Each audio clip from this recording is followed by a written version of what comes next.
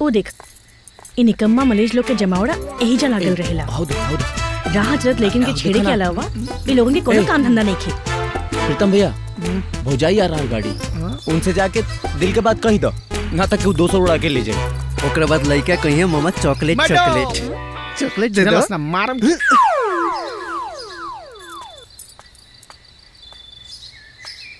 एक बात कान खोल के सुन ला रहा था। जब से तेरा के देख ले बानी ना, तब से हमारे दिन के चैन, रात की नींद, भूख प्यास सब खत्म हो गई बा। हम तोहरा के आपन बनावल चाहतनी, मतलब कि आपन दुल्हन बनावल चाहतनी। अच्छा अच्छा, ई बात बा।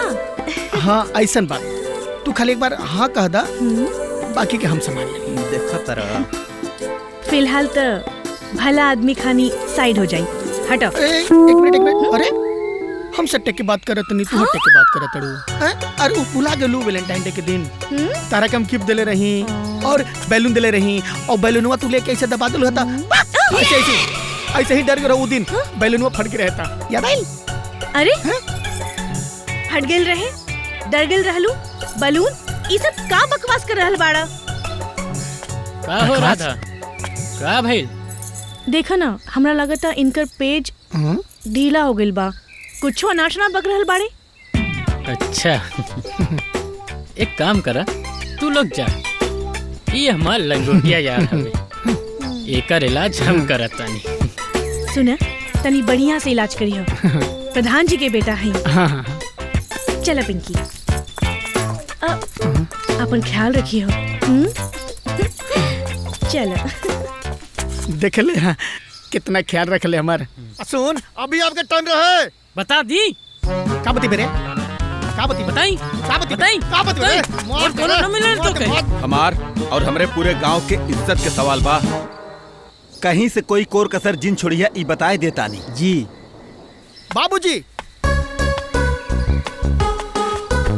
बाबूजी हमें को लेके से प्यार करनी, हम ओकरा से ब्याह कर चाहता नहीं बस। बिया ऊ तो ठीक बा बेटा, बाकी ई बतावा ई तोहरे चेहरा पर ई निशान कैसन हो? ई प्यार के निशानी है बाबूजी। ई प्यार के निशानी हो? हमरा के तो लागत बा कि तू कहीं से मार खा के आवत बाड़ा। अरे ऐसा बात नहीं है बाबूजी, बस ही समझ ली कि दिल के जख्म चेहरा पर उभर के आ गिल बा। अरे जख्म मने इतना गहिरा बा? बाकी बेटा हमनी के जमाना में तो ऐसा कौनो जख्म ना रहे जवन चेहरा पर उभर के चली आवे। खैर कोनो बात नहीं बा, ई बतावा ई निशान देवे वाला वीर बहादुर के है? अभी वीर बहादुर महादुर कौन है ई सब से मतलब नहीं है। ई समझ ली कि हमारा लड़की से शादी करवा दी, हमार बदला पूरा हो जाए बस। अरे बेटा अगर ना बतावल चाहतारा तो मत बतावा, हम अपने दुलरुआ बेटा के बियाह उहे लड़की से करब जेकरा के वो पसंद करेला। अब खुश? हमने कल जाके ओकरे बाप से बात करब। रास्ता देखले बड़ा ना? हाँ देखल बा। चला ठीक बात, अब चल के ना जी कहा आज एक फुल तय करते 3 बार सब हैं? गाड़ी कहाँ रोकला? देखला ना, बिलाई रास्ता काट के गइल, आगे जरूर कोनो न कोनो शुभ काम होई। अरे का भइल बेटा, रुक के थोड़ा देर इंतजार करे के पड़ी। देखा अभी कोई न कोई बेवकूफ इधर से गुजरी और हमनी के जवन बलाए बा वो अपना मूड़ी पे लेके चल जाई, तब हमनी आगे बढ़ल जाई। बाबूजी आवता आवता। वाह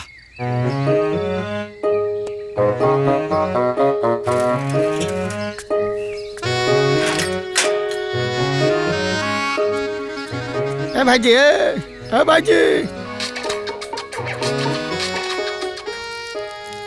अच्छा अच्छा अच्छा, कह क्या बता जाई? अब बोलो। अरे हम लाल ले लेल बानी, अब जोन तू कहलू तो ढूंढनी है ना मिलल है। अब तू कह रहल बारू कि खून नियर लाल चाहिए, तारा पहले ही नु बताए के चाहत रहल। अच्छा अब हम वापस आवतानी। हाँ रख। जा जा जा जा जा जल्दी जा।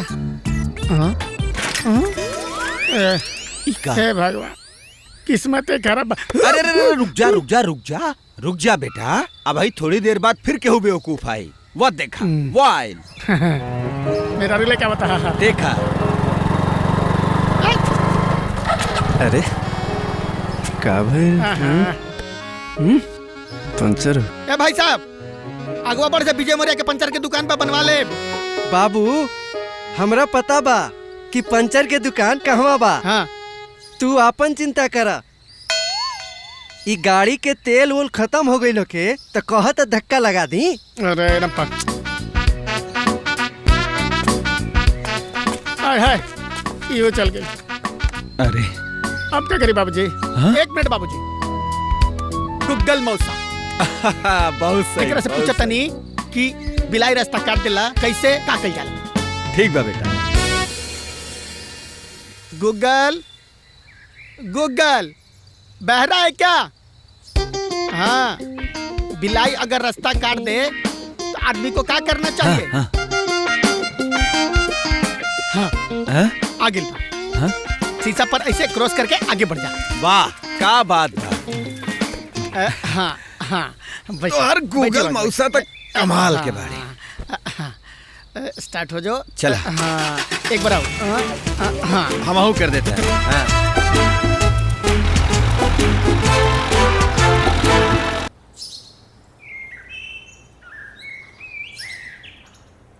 नैनम छिन्दन्ति शस्त्राणि नैनम दहति पावका न चैनम क्लेदान्ता पो न शोषति मारुता कर्मण्येवाधिकारस्ते मा फलेषु कदाचन कर्मफले हेतु। अरे प्रणाम पंडित जी प्रणाम। अरे प्रणाम प्रणाम। अरे रउआ ई बेरी इतना रात के यहाँ। प्रणाम। अरे खुशा बेटा। अरे वो का बताई पंडित जी, ये बेटवा के चक्कर में लगलन गूगल पे राउर मकान खोजे और ई खोजड़ा के चक्कर में 4 5 6 गाँव में घूमट घूमट आ रहे हैं।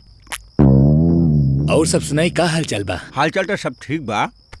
दरअसल बात ई बा कि हम अपने लड़का के रिश्ता लेके राउर मकान पे आ रहे हैं। हम राउर बिटिया के अपन घरे के लक्ष्मी बनावल चाहता नहीं। विशंभर बाबू, अरे कहाँ राजा भोज कहाँ गंगू तेली। अब रउआ जैसन बढ़न आदमी और हमरे जैसन गरीब आदमी की बेटी के हाथ मांगे आयल बानी तब बहुत आश्चर्य के बात है। अरे पंडित जी कोनो आश्चर्य ना हो। दरअसल बात ई हो कि हमार बेटा राउर बिटिया के बहुत पसंद करेला और ये जिद ठान लेले हो कि वो शादी करी तो राउर बिटिया से ही करी। तो बस यही से हम सब लोक लाज मर्यादा छोड़ छाड़ के राउर घरे आ गए नहीं। विशंभर बाबू, ऐसन बा ना कि हम बानी एकदम सात्विक आदमी। रउआ के और हमार परिवार के आचरण मेल नहीं खे खात। यह के चलते रउआ हमरा की माफ करी। तो रउआ ये रिश्ता के इनकार करत बानी? जी रउआ ऐसे न समझ ली। तब तो हमरा के जबरदस्ती करे के पड़ी। काहे कि हम अपने लड़का के मायूस कब्बो ना देख सकती। देखिए विशंभर बाबू, शादी ब्याह सिर्फ 2 लड़का लड़की के संबंध ना होखेला। अरे 2 परिवार के 2 खानदान के 2 संस्कार के मेल होखेला। और रउवे बताई कि 2 परिवार के आचरणें अगर आपस में ना मिली तब फिर ये संबंध कैसे हुई? ना ना, हमरे बेटा के शादी हुई तो राउर बिटिया के साथ ही हुई, बुझनी?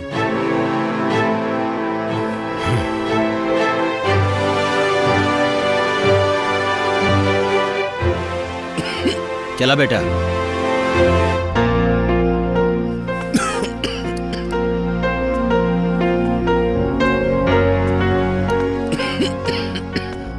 बाबूजी अब कहा तू चिंता मत करा बेटा, हम माने ना। 25 साल से हम ऐसे ही गांव के प्रधान नइखे बानी। कुल छल कपट राजनीति जानीला, बुझला? आवा चला। आज राउर भतीजा के कारण हमनी के गांव में कितना बदनामी हो रहल बा। सब कोई चर्चा कर रहल बा। हमनी के गांव पूरे एरिया में एगो इज्जतदार गांव के नाम से जानल जाला। राहुल भतीजा मोहन के कारण कितना देखा चर्चा हो रहल बा और बदनामी हो रहल बा। एगो पुरोहित परिवार के लड़का पौनाई में आयल बहन बेटी के ऊपर बुरा नजर डाले ऐसे बड़ा बुरा कोई बात नहीं हो सकत। बताएं रउए बताएं। देखी सब है, मोहन अगर कोनो गलती कैले बाड़न तो हम उनकरा के जरूर समझाई। बाकी रउआ लोग निश्चिंत हो जाए, दोबारा आपके शिकायत के मौका ना मिले। का शिकायत के मौका ना दी। सुनी तनी ओकरा के समझा देब कि राधा से दूर रहे, बुझल ना। अगर अगली बार उ राधा के सामने प्यार के बंसुरी बजेलस ना तो हम हूँ चुपचाप ना बैठम, बैंड बजा देम बैंड। हाँ देखा प्रीतम, हम ते समझाइबे करब, बाकी तूहू समझावा। एक उमरिया हुआ दोनों जना। हाँ, तोर समझौले ऊपर अच्छा प्रभाव पड़ी, जल्दी समझ जाई। हाँ, हम समझावे के कोशिश कैले रही, ठीक ना। ओकरा बदले में हमरा कुछ मिलल भी रहे। अब रउवे समझाई, हमरा से नइखे समझत। अच्छा ठीक बा, हम जाके समझाए।